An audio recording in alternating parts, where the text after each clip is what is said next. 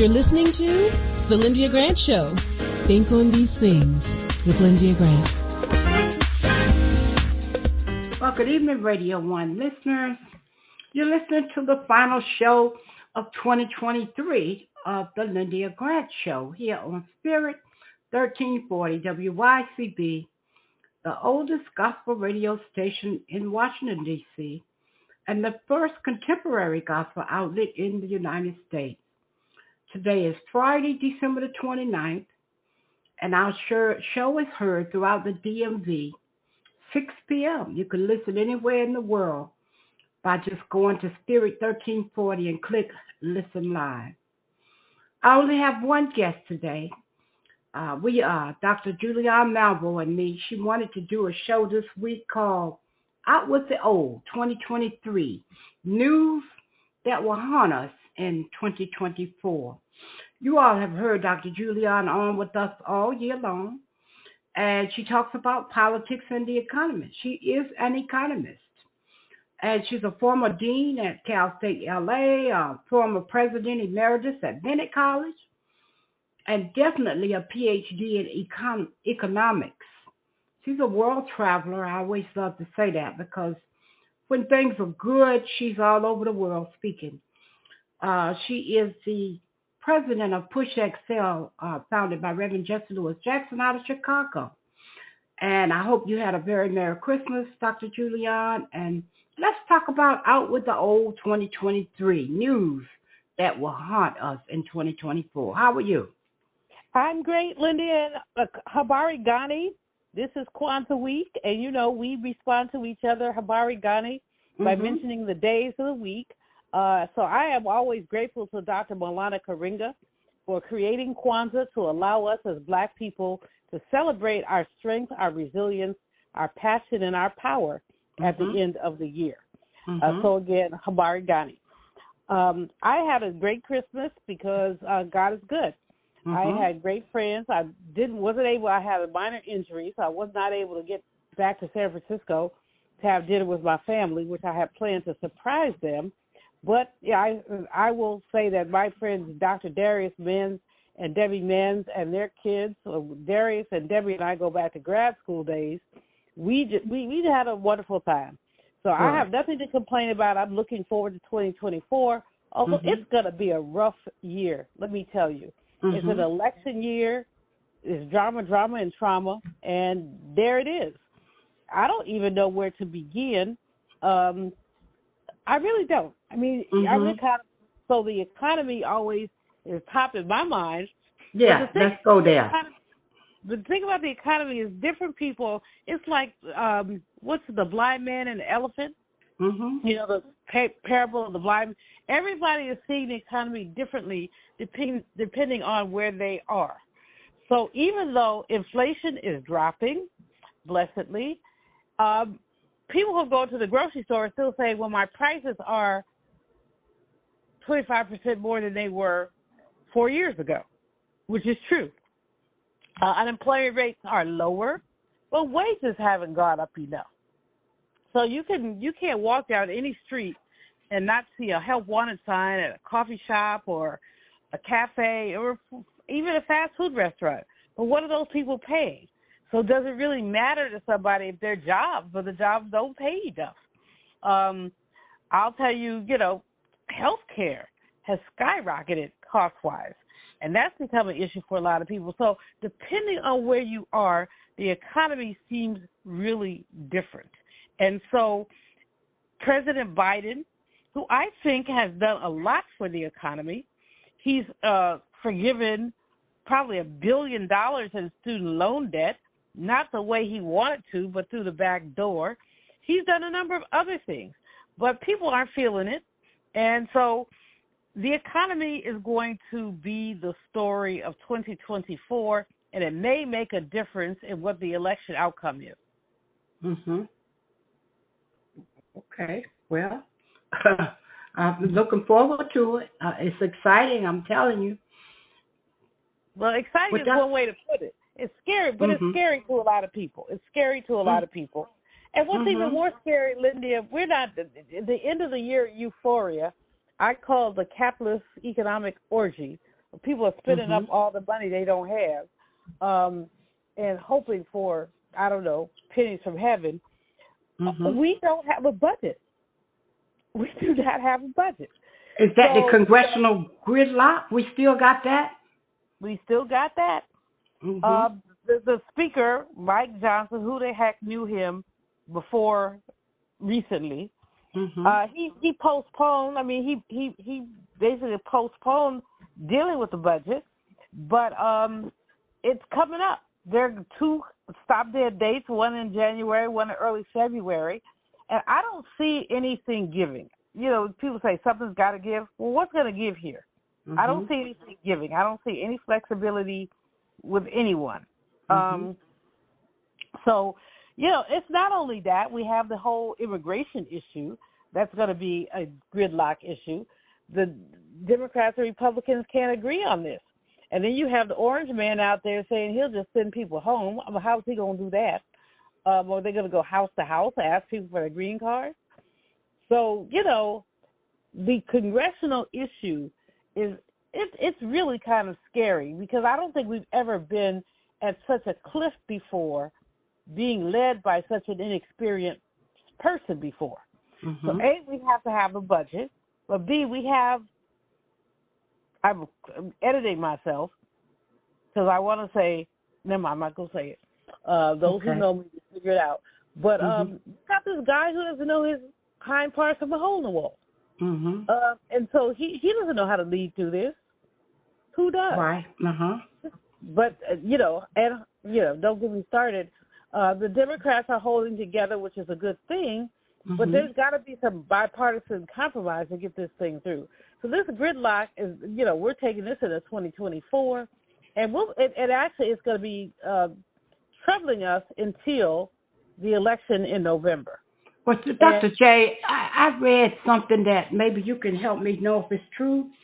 It was about all the gridlock that's going on is a lot of Republicans know better, but they're afraid for their lives and their families and because of some things that are going on in the background. Have you heard anything like that?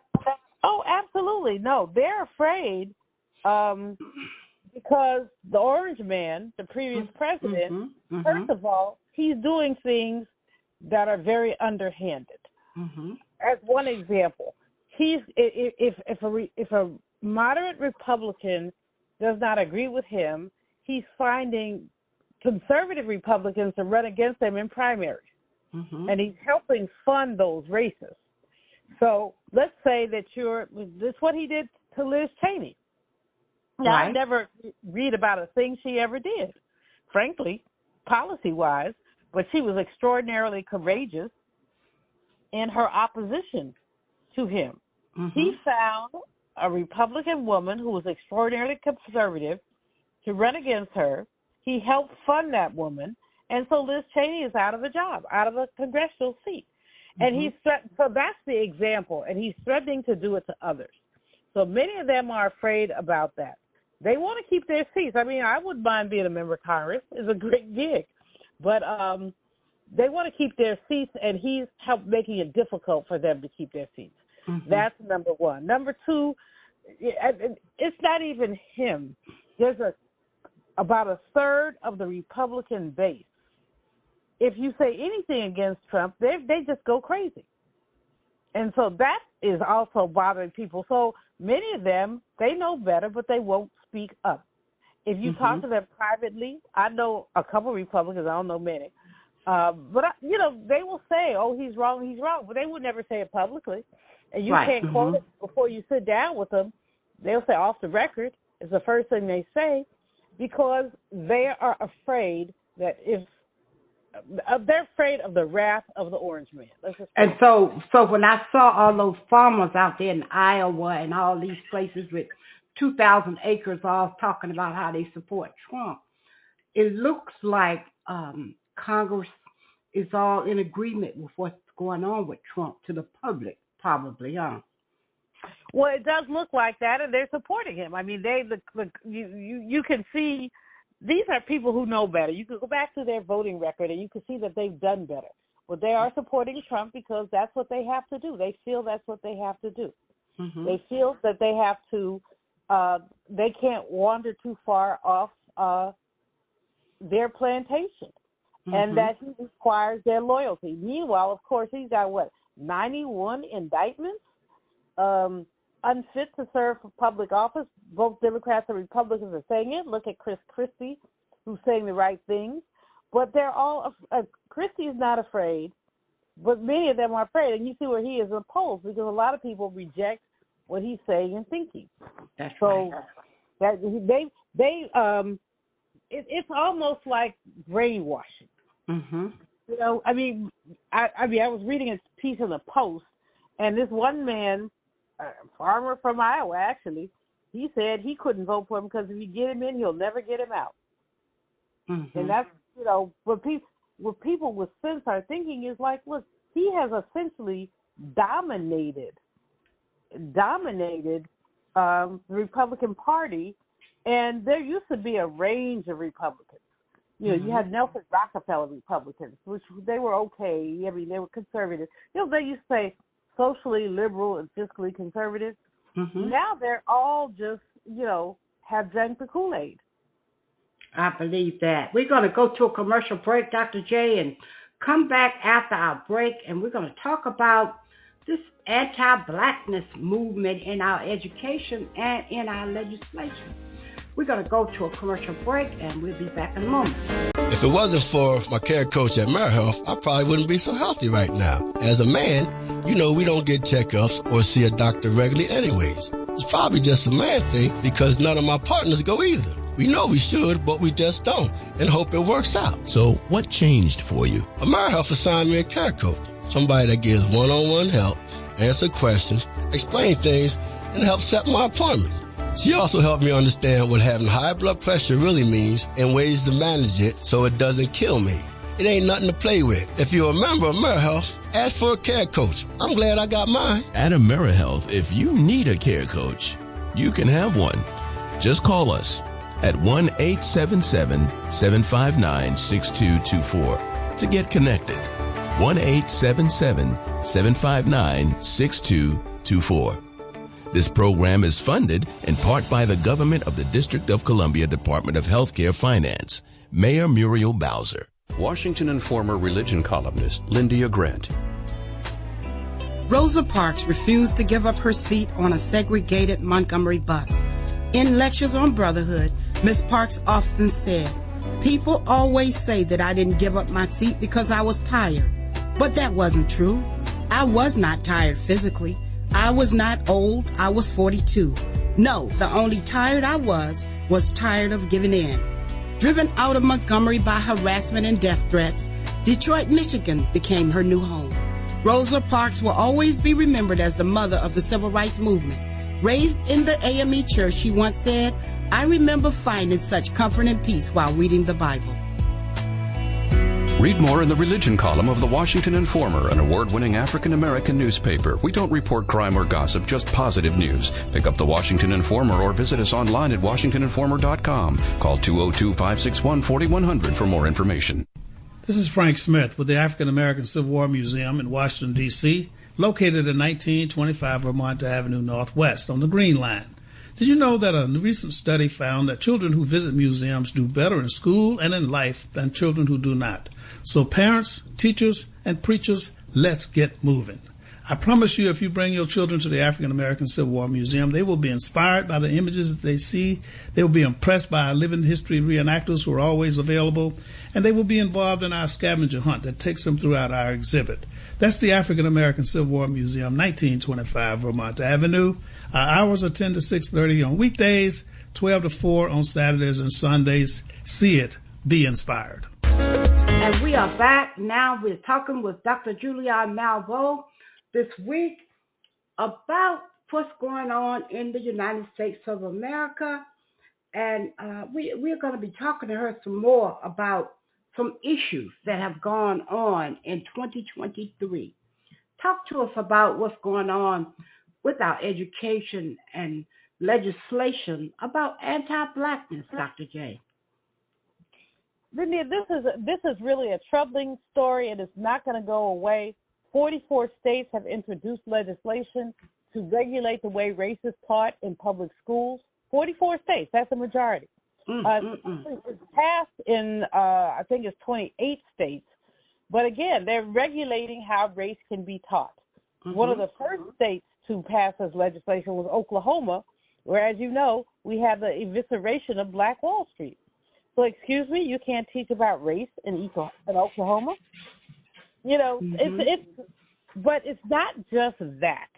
You've got these laws that have been passed. You've got the attacks and assaults on diversity, equity, and inclusion. 1,600 books have been banned. More than 1,600 books have been banned, including books by Alice Walker and Toni Morrison. Then there's this man, Edward Blum, who wants to dismantle affirmative action. And he has sued. He's the one who sued Harvard University. He started a group called Students for Fair Admissions, and fair admissions means you can't take race into consideration. But he has not restricted himself to schools. He sued the Fearless Fund, which is a group of a fund that some Black women started to help Black women who are trying to start businesses, to give them grants. He said, that's not fair. What about white women? I'm like, well, what about them? But anyway, he's done that. But the story that everybody is sort of looking at right now, which we should be, is the Harvard story, where Dr. Claudine Gay, the president of Harvard, the first Black president, the second woman president, is being attacked on all grounds. Now, you know, I wrote a doctoral dissertation. I jumped through every hoop I had to jump through. So I did not get a June degree. I got a September degree because one of my readers, they call them the third reader. They don't have anything to do with anything. They just come in and look. And the third reader challenged me on a footnote. So I had to go back and figure it out. And actually what had happened was I had hired some people to type the dissertation because it's supposed to be perfect when you turned it in. And the woman had a typo. So in the footnote, as opposed to 7, she put a 9. So it took me maybe 2 days to figure that out. By the time I figured it out, it's like September degree. Instead of getting a March, I had to go to the registrar's office and get my hand shook and get the diploma. I'm not mad at anybody. God is good. But what I'm saying because you got it. Knowing the number of hoops we all clear to get a doctorate, how are they now coming back and talking about something about her dissertation 20 years later? I mean, that makes no sense to me at all. Who was her thesis advisor? What kind of careless work did they do? What did they sign off on? I mean, give me a you-know-what break. So there are a lot of questions to be raised here, but the main one is, like Malcolm X said, nobody is more disrespected or neglected than the Black woman. This sister has been through hell and back, and I'm not even sure how she can restore her reputation. The number one job, people like to think of college presidents as intellectual icons, but the fact is that we're fundraisers. Our number one job is to raise money. How can she raise money after all of this? You know, so, but it's not about her at Harvard. It's emblematic and systematic of what's happening with diversity efforts. You've got people online talking about she was a diversity hire. No, she was qualified. She was a dean at the place for 20 years. So it's not like she dropped out of a cotton patch and happened to be Black. This woman is qualified. So these attacks have racial bias inherent in them. But it's just like there's a young lady at New York University who said she sided with Palestine. She now had to lose. She lost her position as head of the Law Students Association, not the Black Law Students, the Law Students Association, which she was elected to, and she's lost a job. She was promised a job, and she's lost a job. So there are two things in this conversation, Lyndia. One is the attacks on Black women. You see that Rudy Giuliani has now filed bankruptcy when he knows he has to pay these sisters $140 million. So suddenly he's bankrupt, whatever. But the attacks on Black women on one hand, the attacks on diversity, equity, and inclusion on the other. And they conflate on the person of many Black women and especially and unfortunately Dr. Claudine Gay. Mm-hmm. Well, and let's talk. Then, of course, there's the Israel piece. Mm-hmm. It's like if you say anything about Palestine that's favorable, it's like kryptonite. They want to run. I mean, they're canceling people right and left because people are looking at what's happened. Of course, we all have to say this. Of course, Hamas was wrong, but let's put this in context. Wrong for what? How what? When what? Do you know what I'm saying? Mm-hmm. I mean, these people were living in an apartheid state with their land being taken away from them. No, they should not have done what they did, bombing and killing 1,400 Israelis. But now 20,000 Palestinians have been killed. 20,000. And if you say the wrong thing, all of a sudden you're anti-Semitic. Mm-hmm. And so this is gonna be with us into 2024 because it's a hot issue. And in fact, President Biden's position on this may cost him his presidency. Young people want more empathy for Palestine. Mm-hmm. Young people, especially, but older people too, want a ceasefire. And he does not seem inclined to move in that direction. Mm-hmm. That's right. He hasn't. He certainly hasn't. What about police violence? What's your conclusion for the year on police violence? Ooh, girl.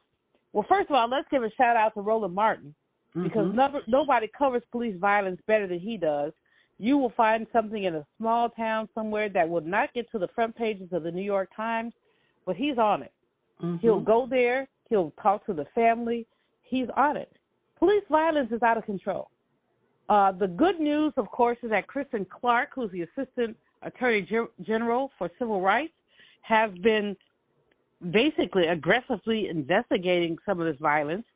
And, of course, the other good news is that Ben Crump is available. He's our attorney. He's Black America's attorney to follow up on some of this stuff. But the bad news is that young people still keep getting killed. And usually it's young men. Of course, sometimes it's young women. We can go to Breonna Taylor. But, it's young men who are being killed behind BS. Traffic stops, they ought to stop people. A traffic stop should not get you killed. No. Mm-mm. So if you're stopped at a traffic stop, guess what?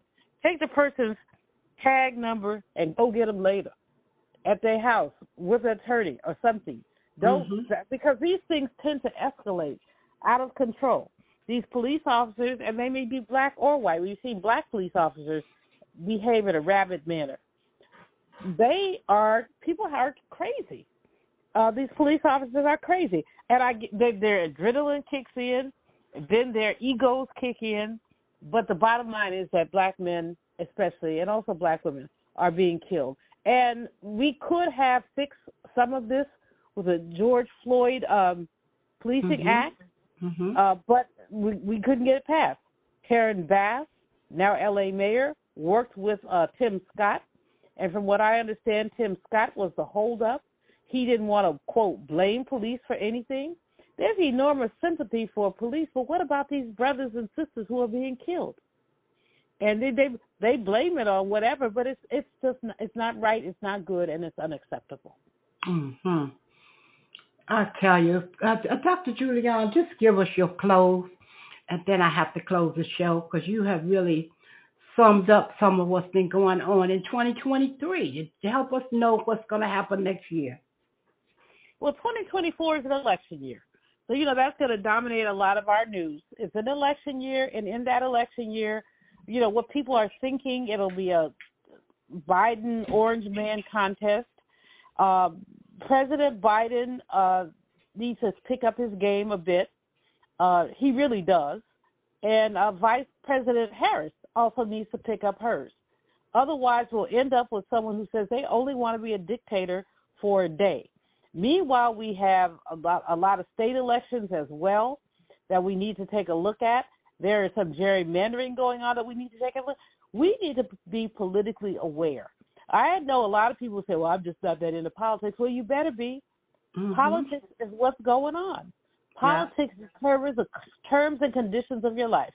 Will we maintain Medicare, or will the orange man have his way and get rid of Obamacare? These questions affect each of you individually, Lyndia. Affect us. Yes. We're women of a certain age. We need our benefits. Yes, we do. Somebody is trying to get rid of them. So we have a lot of work to do to maintain the status quo, which is not perfect. Biden is not perfect. The system is not perfect. But what's the alternative? Mm-hmm. All right. Well, I think we're going to close with that. I thank you for being my guest today, Dr. Julianne, to talk a little bit about what's going on with our economy, to give us some good ideas about where we might be headed next year. And I pray that people will pay attention and truly go out and vote, because this is going to be something that makes all the difference in the world next year. We cannot just sit back and do nothing and stay home and think that we didn't vote, because if you stay home, you might as well have to cast a vote. Am I right? You see, voting is not the most you can do. It's the least you can do. Mm-hmm. Because once you vote, you also have to keep these people accountable. But when you do not vote, here's what you're saying to me. You're saying that you don't care who determines the future of your life. Mm-hmm. You're saying you're turning your life over to somebody else. That makes no sense to me. No, don't do it. You're saying, you're not self-determinant. And, on Wednesday, the Kwanzaa word is kujichagulia, which means self-determination. We must be a self-determinant people. It's important. All right. Well, folks, that does it for our show this year. Subscribe to our YouTube channel and never miss an episode. A copy will come right to your computer. Pick up the Washington Informer newspaper and read all about what we have to say every week. Give us a call at 240-602-6295. We thank you for tuning in to this week's show, which is the close for 2023. I close with this. Earl Nightingale once said, words, thoughts, and deeds have a boomerang effect. So be careful what you send out, because we do become what we think about. As Scripture says, my people perish for the lack of knowledge. So think on these things from the Lyndia Grant Show. I'm your host, Lyndia Grant. Until next week, good day. Thank you for listening to the Lyndia Grant Show. Think on these things with your host, Lyndia Grant.